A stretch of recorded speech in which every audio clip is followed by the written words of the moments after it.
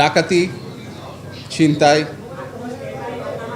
এবং আরও বিভিন্ন ধরনের অপরাধ কর্মকাণ্ড সংগঠিত হচ্ছে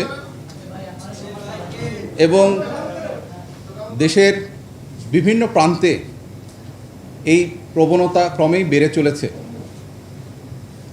যা অত্যন্ত দুঃখজনক এবং চিন্তার বিষয় বটে।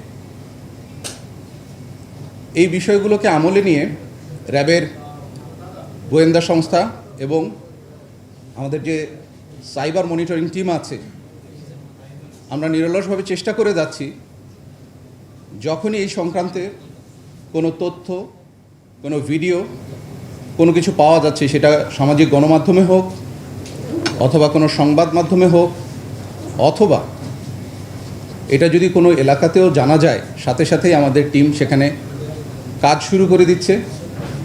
যথাযথভাবে তথ্য উপাত্ত সংগ্রহ করে আমরা চেষ্টা করছি যে যারা অপরাধী আছে তাদেরকে যথাসময়ে, দ্রুততম সময়ে আইনের আওতায় আনার জন্য।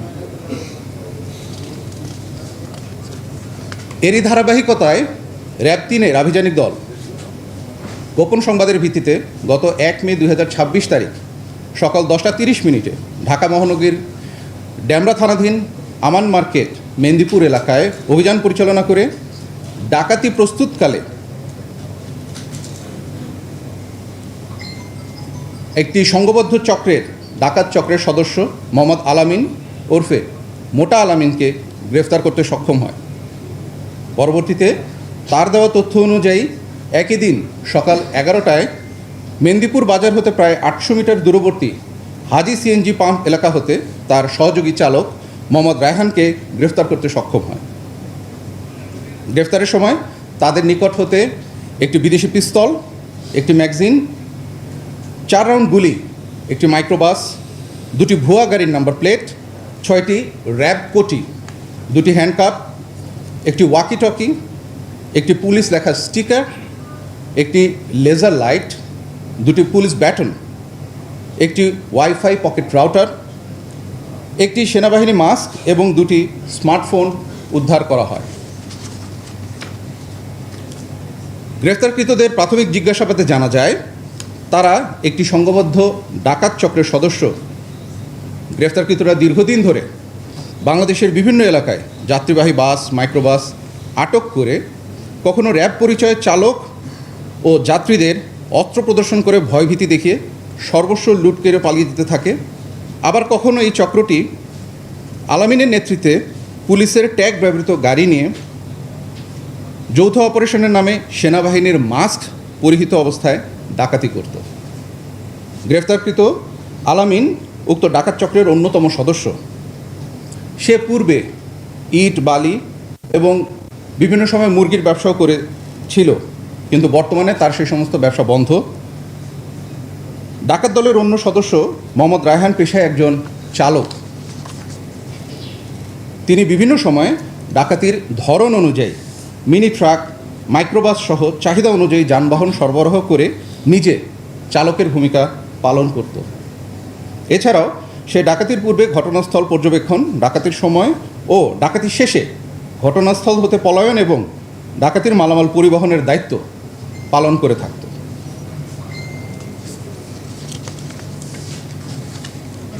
এবার আসি, যে 2জন অপরাধীকে গ্রেফতার করা হয়েছে তাদের ভেতরে আলামিন ওরফে মোটা আলামিনের বিরুদ্ধে ঢাকা মহানগরীর খিলগাঁও থানায় একটি ডাকাতি, কেরানীগঞ্জ থানায় একটি অস্ত্র মামলা, 2টি ডাকাতি মামলা, মুগদা থানায় একটি চুরির মামলা, নারায়ণগঞ্জের সিদ্ধিরগঞ্জ থানায় একটি ডাকাতির মামলা, রূপগঞ্জ থানায় একটি ডাকাতি মামলা ও টাঙ্গাইল জেলার সদর থানায় একটি ডাকাতি মামলা সহ মোট 8টি মামলা রয়েছে। অর্থাৎ তিনি একজন ইতিপূর্বে চিহ্নিত সন্ত্রাসী। উল্লেখ্য যে গত 31 জানুয়ারি 2023 সালে ঢাকা জেলার কেরানীগঞ্জ মডেল থানাধীন এলাকা হতে স্বর্ণ ব্যবসায়ী নাহিদ ও খোকনের কাছ থেকে নগদ 71 লক্ষ টাকা জোরপূর্বক র্যাব পরিচয়ে ডাকাতির যে মামলা হয়েছিল সেই মামলার সে প্রধান আসামি ছিল। এছাড়াও গ্রেফতারকৃত আলামিন গত 25 মে 2025 তারিখে তাকে ডাকাতি মামলায় র্যাব কর্তৃক আটক করে খিলগাঁও থানায় হস্তান্তর করা হয়। পরবর্তীতে সে জামিনে মুক্তি পেয়ে পূর্বের ন্যায় ডাকাতি শুরু করে। র্যাব কর্তৃক আলামিনকে প্রায় 5 মাস যাবৎ গোয়েন্দা নজরদারিতে রেখে অবশেষে গতকাল তাকে আমরা হাতে নাতে গ্রেফতার করতে সক্ষম হই। গ্রেফতারকৃতদের বিরুদ্ধে আইনানুগ ব্যবস্থা যেগুলো রয়েছে সেগুলো গ্রহণের যে পরবর্তী কার্যক্রম, সে কার্যক্রম চলমান রয়েছে। আমাদের মূল উদ্দেশ্য হচ্ছে অপরাধী যারা আছে, যারা এই ধরনের ঘৃণ্য অপরাধ করছে, আইন শৃঙ্খলা রক্ষাকারী বাহিনীর বেশ ধরে ভুয়া পরিচয় ধারণ করে এই ধরনের অপরাধ সংগঠন করছে, তাদেরকে দ্রুত সময়ে আইনের আওতায় নিয়ে আসা এবং আপনাদের মাধ্যমে এই বিষয়গুলোকে জনমানুষের সামনে উপস্থাপন করা, যাতে করে দেশের সাধারণ জনগণের ভিতরে সচেতনতা তৈরি হয়। এবং দুঃখের বিষয় হচ্ছে যে যখন এই ধরনের অপরাধ সংগঠিত হয়, তারা অতি দ্রুততার সাথে ঘটনাগুলো সংগঠিত করে, যাতে করে জনসাধারণ তাদেরকে চ্যালেঞ্জ করার জন্য খুব একটা সময় পায় না। তো সেই সুবিধাটা নিয়েই তারা এই ধরনের অপকর্মগুলো সংগঠিত করছে।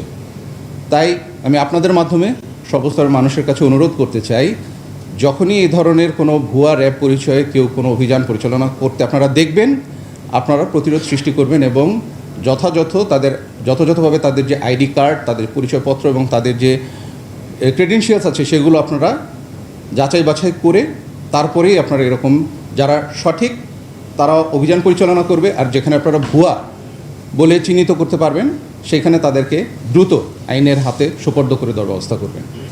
বিষয়টি দুঃখজনক এবং এরকম একটা ঘটনা সংগঠিত হয়েছে, সেটা আমরা সাথে সাথেই ছায়া তদন্ত শুরু করেছি। আমরা আশাবাদী ইনশাল্লাহ এর সাথে জড়িত যারা আছে তাদেরকে আমরা খুব শীঘ্রই আইনের আওতায় আনতে সক্ষম হব ইনশাল্লাহ।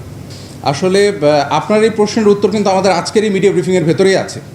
সেটা হচ্ছে যারা ডাকাত বা ডাকাতি বা অন্যান্য মামলায় যারা আদালতে মানে আইনের আওতায় যায় আবার সেখান থেকে বের হয়ে আসে, সেগুলো কিন্তু আমাদের পর্যবেক্ষণে থাকে, আমাদের নজরদারিতে থাকে। তার উদাহরণ হচ্ছে আজকের এটি।